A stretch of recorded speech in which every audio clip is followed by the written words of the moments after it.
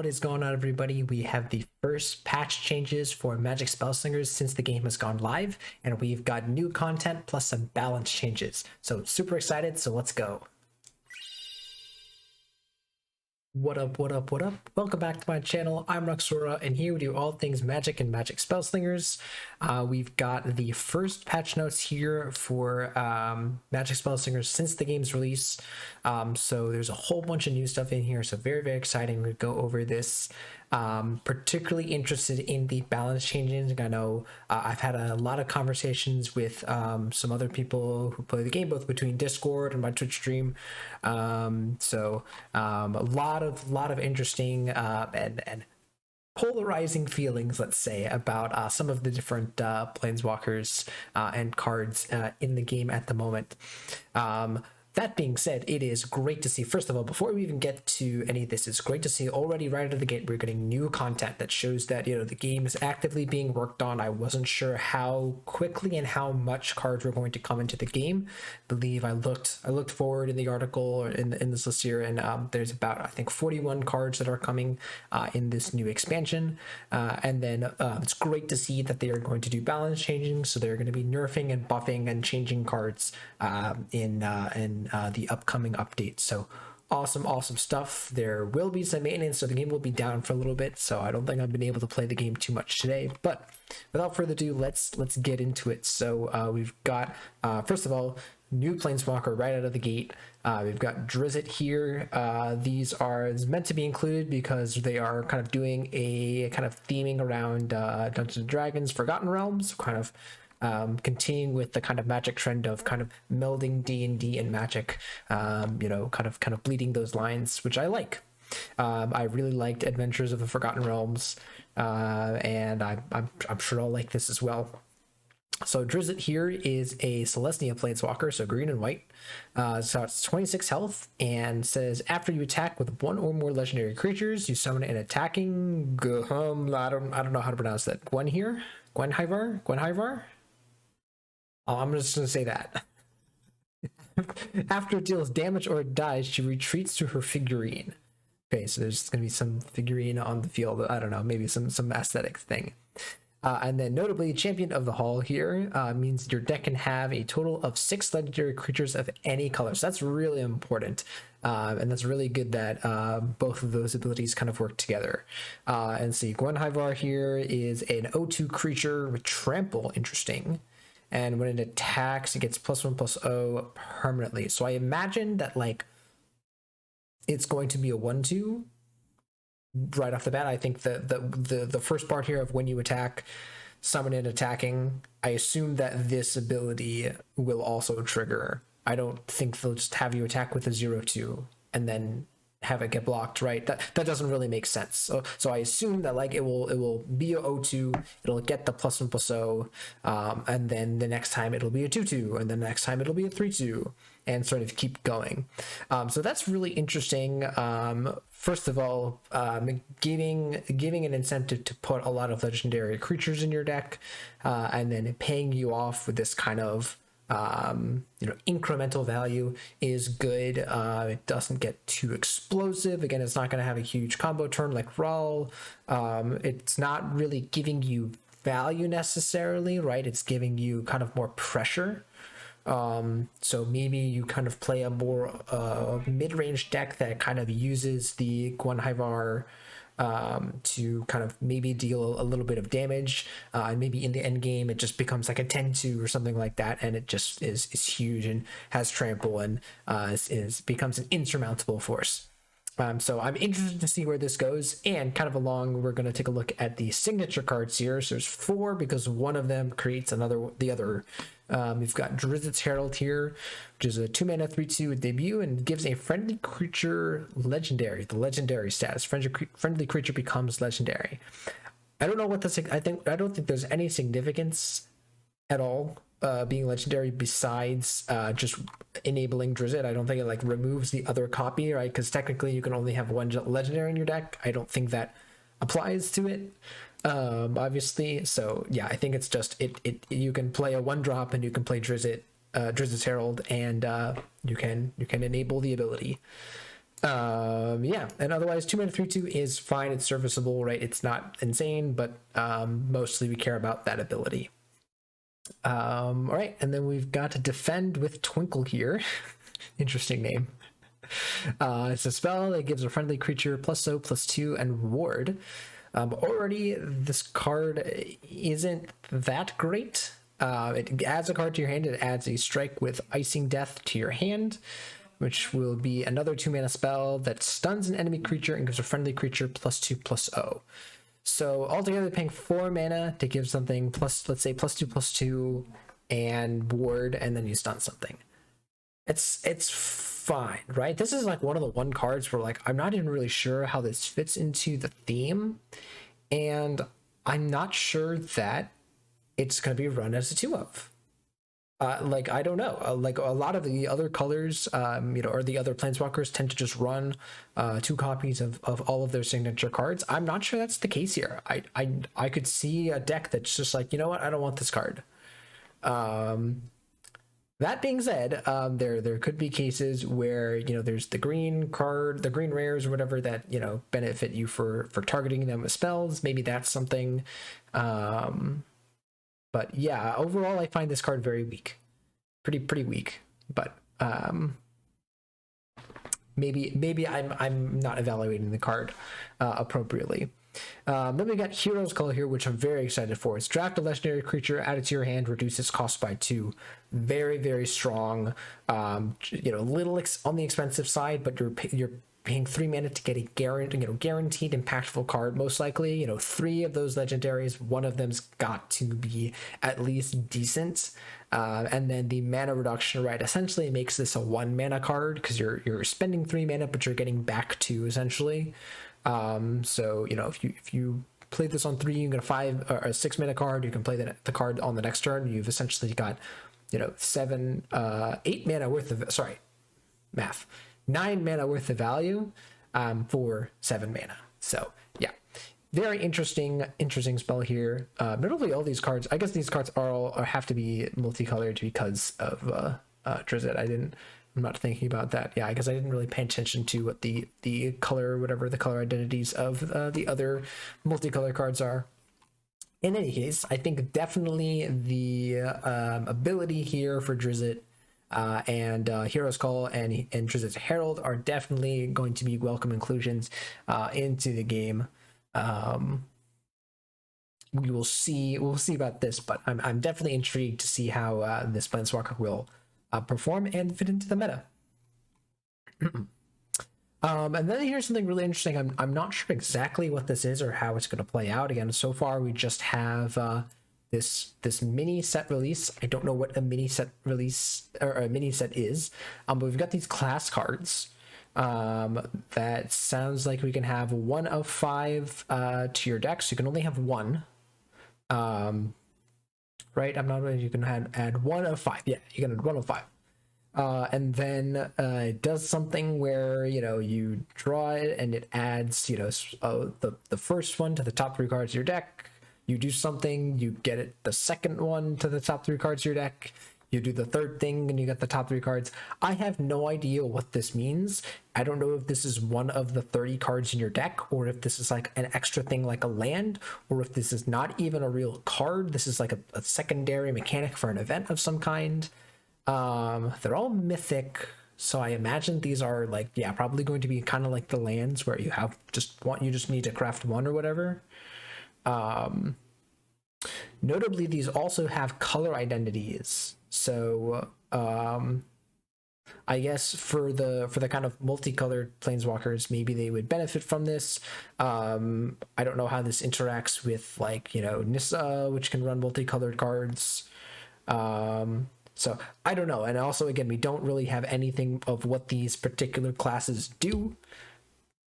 We just have the images. I imagine, again, they will do something. They will have some, like maybe this has something to do with spells. This does some damage, or this does damage, or, this gains you life, something like that. Or maybe this gives you mana, something of that nature.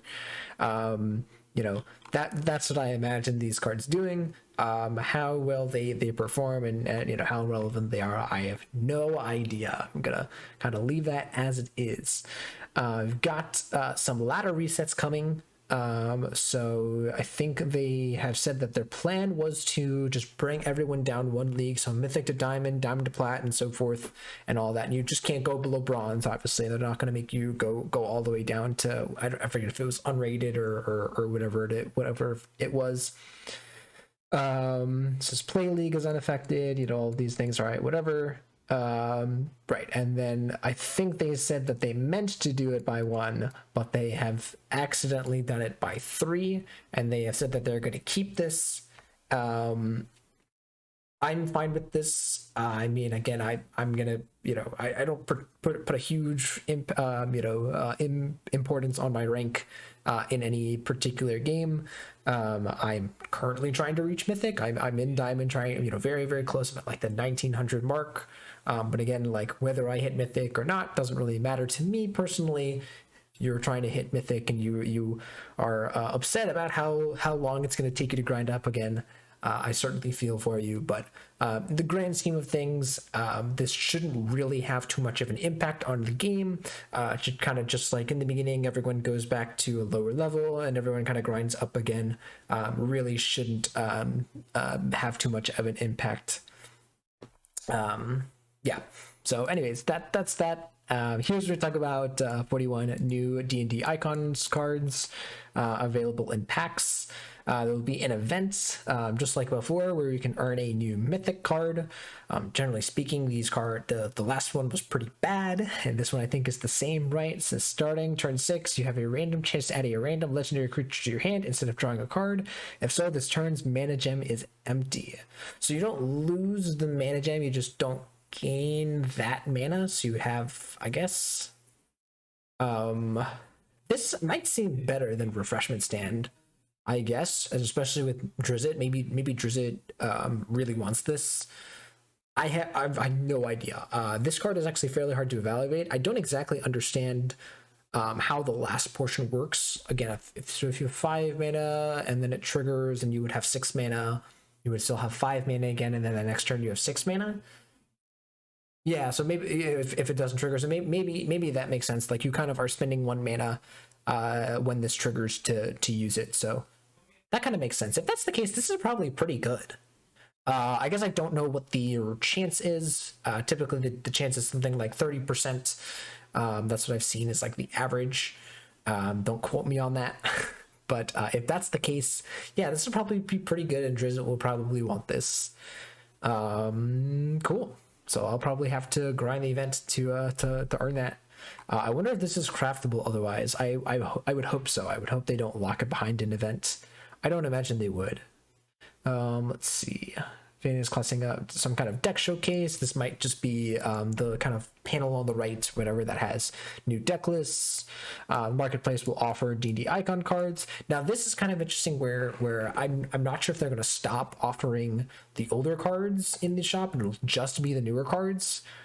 I don't know if I like that, because that kind of means that like the older cards are now harder to obtain.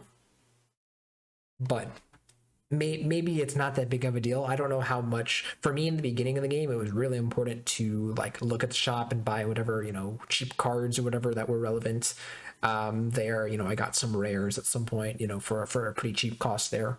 But either way, it'll give you access to new cards.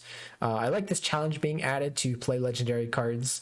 I like, kind of new interesting challenges being added, especially with people wanting to play Drizzt. I imagine that will be a fun challenge for them to complete. All right, here is where we get into the important things. We've got card and gameplay changes. So they talk about how they're going to try to shake up the metagame. And they also had 2 standout performers that they wanted to address before adding cards to the new environment.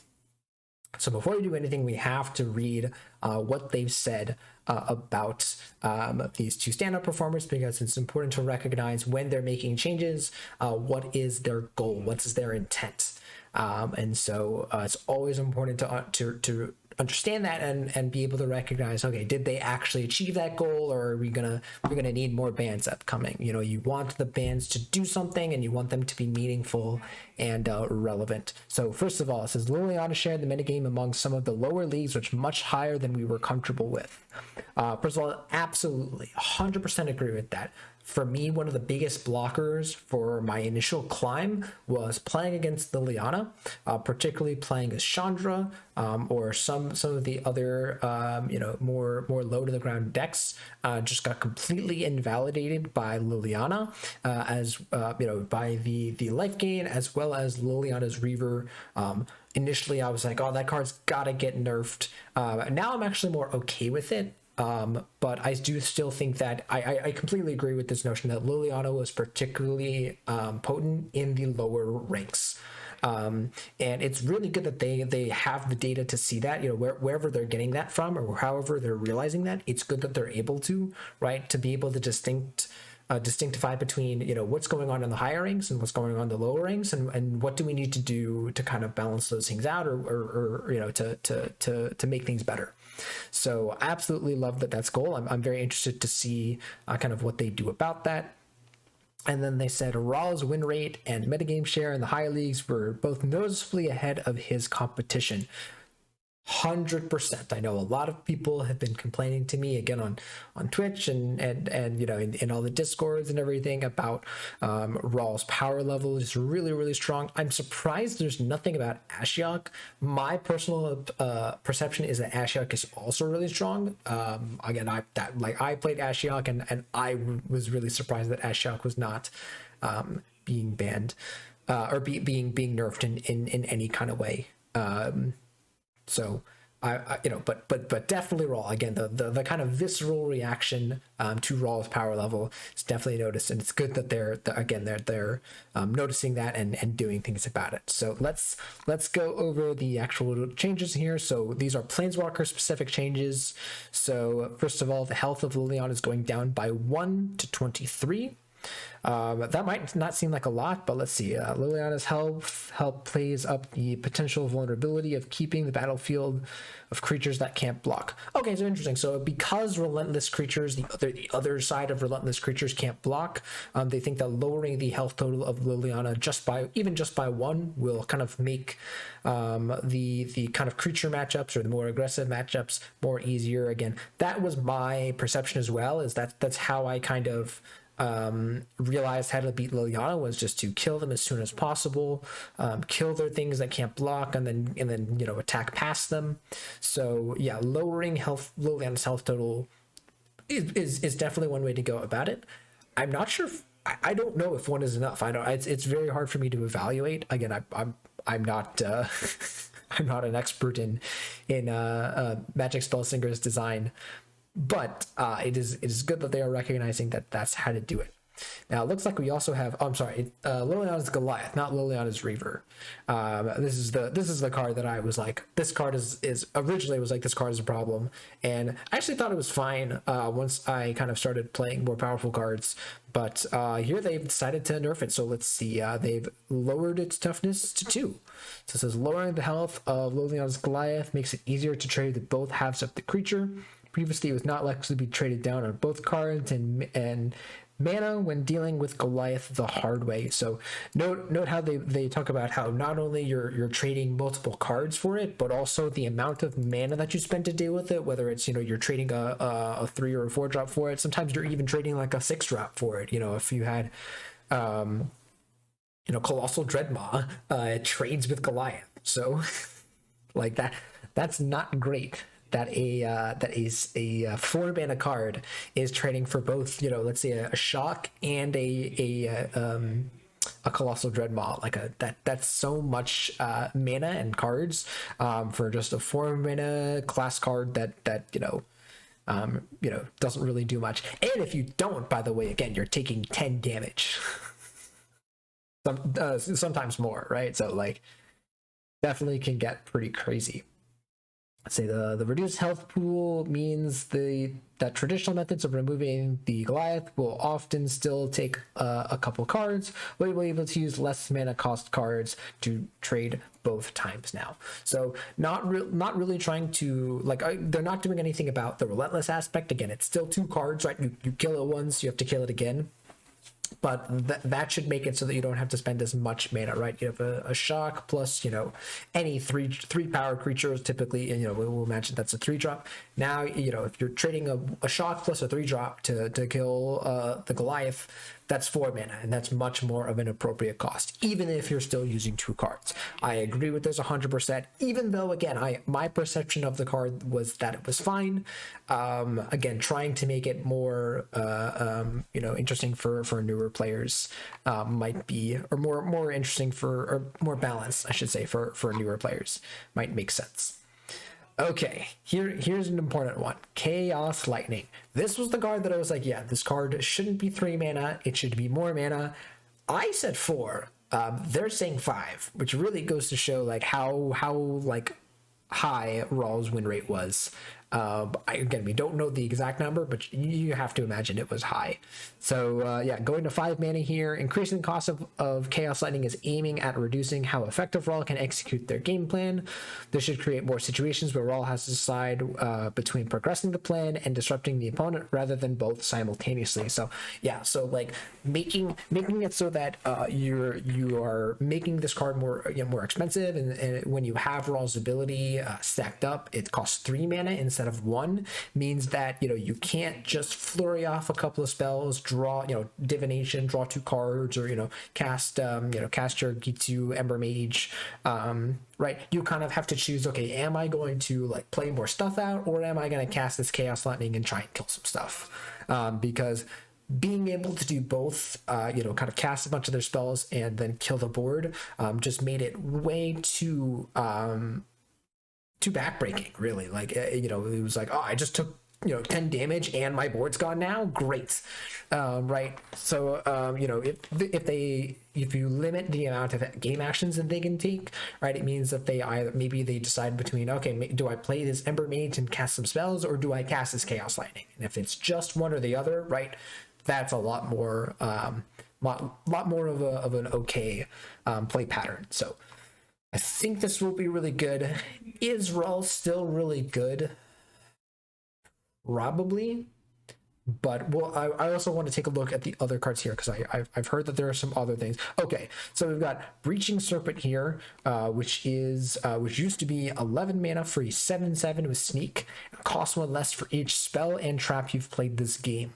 So yeah, this saw play again in the Raw deck and was really, really strong. I've seen it play in a couple of other lists. So I think like Jace runs it, but like again, that's not what we're talking about here. We're talking about its performance in Raw.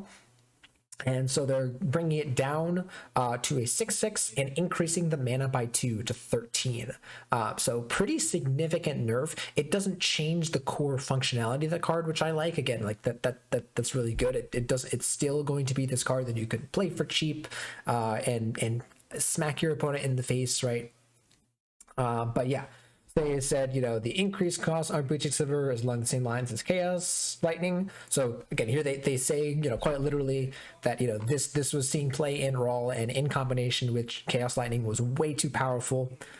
So we want to push back the turn the Serpent shows up on the cheap and make it less powerful and more fragile. Yeah. So also, like, I noticed like the 6 power or the 6 toughness can also be really relevant. Remember that, with all the different types of removal in the game, the lower a creature's health is, the more likely you're going to be able to kill it on the turn they play it.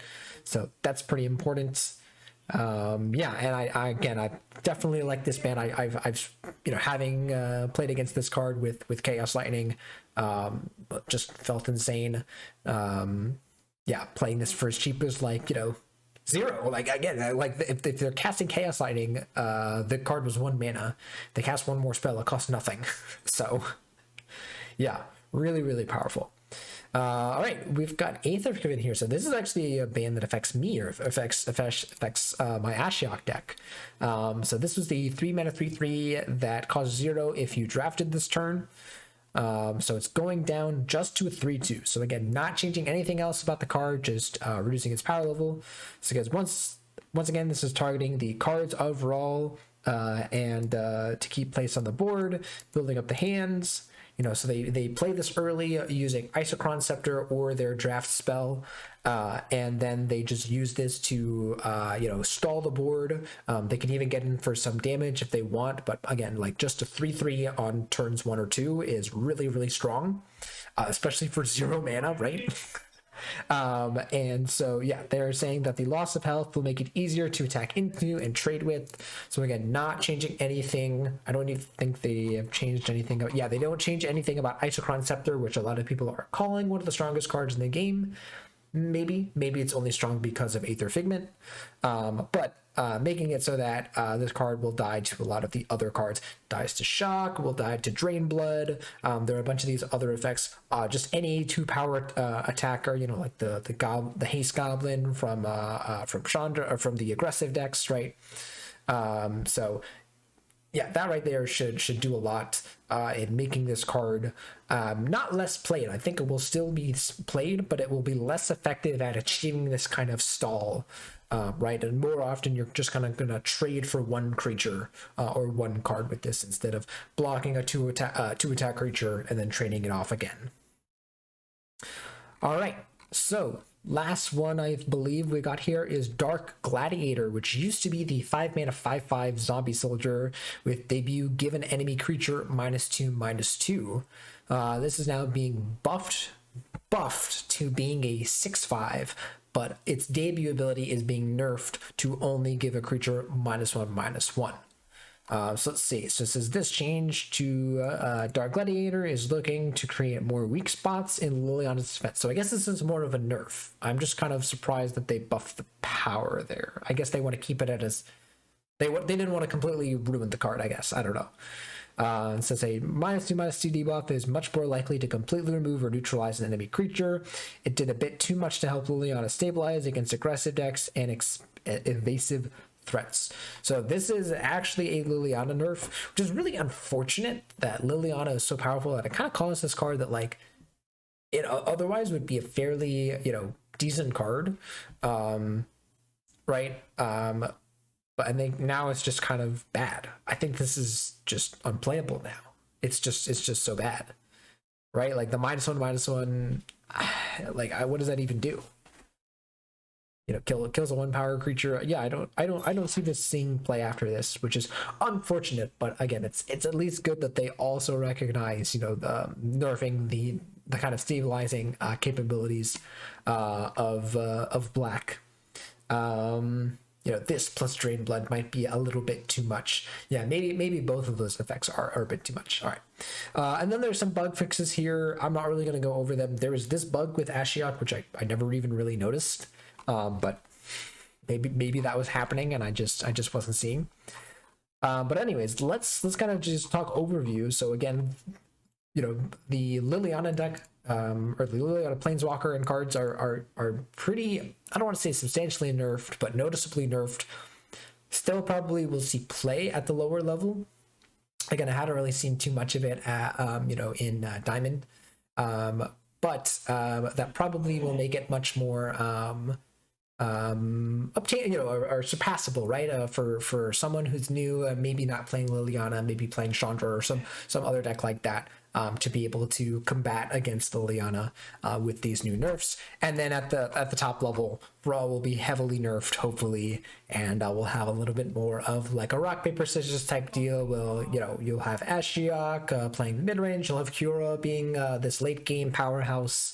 And then maybe you'll have some aggro decks like Dombrey or Chandra or whatever at the lower end. So that's my goal, or that's my hope, excuse me, and I hope that is Spellslinger's goal as well. And it looks like it is. Again, I think that's kind of what they've achieved here, and I'm interested in the new content as well. So yeah, very exciting stuff. And again, great to see that there's new changes being made, and that they're kind of not just releasing the game and say, all right, whatever. I really like to see that. I don't think we've seen the last of new content and new changes to Spellslingers. All right, that's gonna do it for me. I hope you guys enjoyed and you valued the analysis. If you guys did, remember you can leave a like, comment, and subscribe. It would help me a lot. You could also follow me at twitch.tv/roxzoro098, where I am now an affiliate. So you can leave me a follow and subscribe there as well. Would highly appreciate it. I stream fairly often, playing pretty much a lot of Spellslingers, sometimes some other games. But yeah, look forward to making more content about Spellslingers, and I hope to see you there.